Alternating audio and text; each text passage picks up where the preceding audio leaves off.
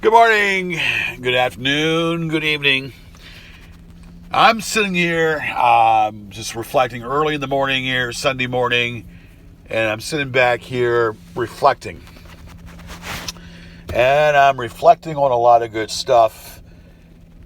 And I'm reflecting on people that influenced me as a young kid. Now, we know about the three who I idolized the most with anything else. And I idolized one person, and I used to watch wrestling as a kid, and that's the Nature Boy, Ric Flair. When I first watched wrestling as a kid, and I knew, I saw this man dressed in a robe, walking around in a robe, doing woo, woo. I was very impressionable. And the one man that I idolized the most is definitely Richard Flair, better known as Ric Flair.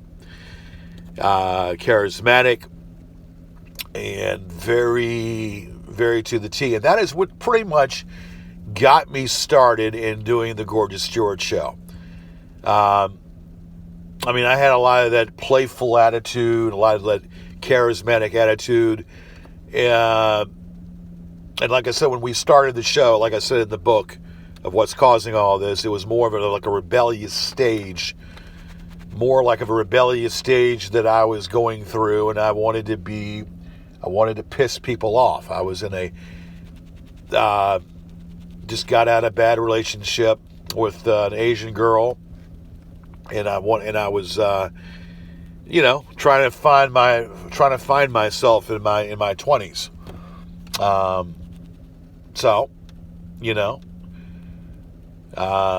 Sitting there watching the TV set and getting into character.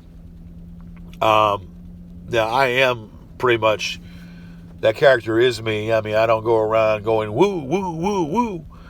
But, the character is not much of a character. It is my persona. But I don't go around saying how beautiful I look, how gorgeous I look. And I not like in an everyday gathering of people, I'm going to say, "Oh, baby, look at the man that's causing all this." Because I'm a whole lot older, and things are not the way they used to be. But you sit there and you have to laugh because it was a very impressionable time. And when I was in high school, when I graduated high school, I had bleached blonde my hair for about a year and a half to 2 years. And my dad said to me, "What the hell are you doing, boy?" And I just said, it's Ric Flair. And of course, my dad was a big wrestling fan as well. One thing about my dad, used to love when Saturday mornings came, we were glued to that TV set. And the one thing that me and my dad would sit down and watch wrestling. And I tell you what, and he was also a big Ric Flair fan too, my dad. And me being a Ric Flair fan, of course, then you had the American Dream, Dusty Rhodes.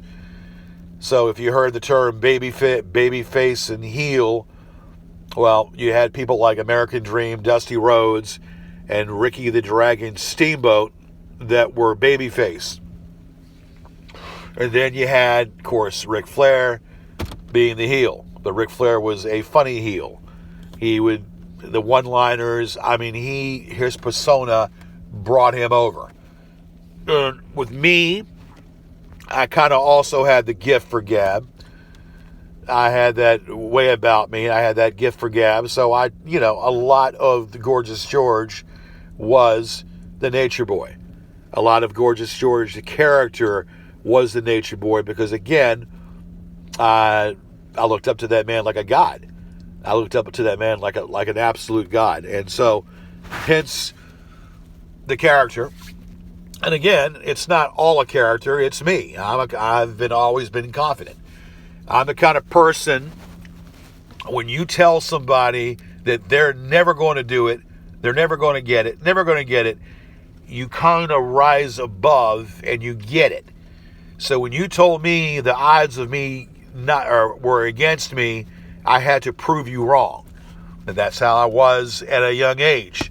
When someone told me, nah, you're never going to get that date, you're never going to date her.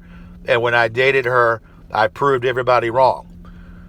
I had that in me. I felt like I had to prove the world wrong. So I did.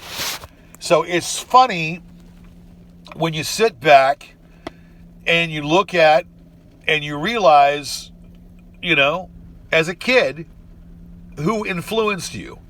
And you look back, who influenced you, and the Nature Boy Ric Flair definitely influenced me. So, I don't know. And I think about my father. My father, like I said before a million times, he was a genius. He was a chemist. And he wanted the best for me. My father, there was a big age difference between me and my father, 50-year age difference. But he wanted me to succeed, and he wanted me to be the best person that I can be, which is still there. And I did what I did. I made a few mistakes, but I still was on a path. And I think that he would be proud of me into some regard. He'd be proud of me knowing that that I've had some accomplishments. But I can hear his voice in the back tell me, "Boy, what the hell are you doing now?" And it's just I think with my father there was a difference, a big age difference. But one thing that my father instilled in me is, you can be who you want to be, just get her done. You can be the man you want, just be the man and get the job done. And granted, I've made a lot of mistakes, but I've also flourished and had a lot of good times in my life, a lot of good memories in my life. But yeah, NWA wrestling, and you look at the fact that when people in the 80s thought of Hulk Hogan, they thought of Hulk Hogan when they thought of wrestling. And then they didn't really think of the true technician of the way wrestling used to be, which wrestling used to be very scientific. In the days of Dory Funk Jr., the American Dream, Dusty Rhodes, Terry Funk, people of like Harley Race, Wahoo McDaniels, people that really instilled the wrestling, that were wrestlers that knew the scientific way of wrestling, not this cartoon that that Vince McMahon projected back with the WWF.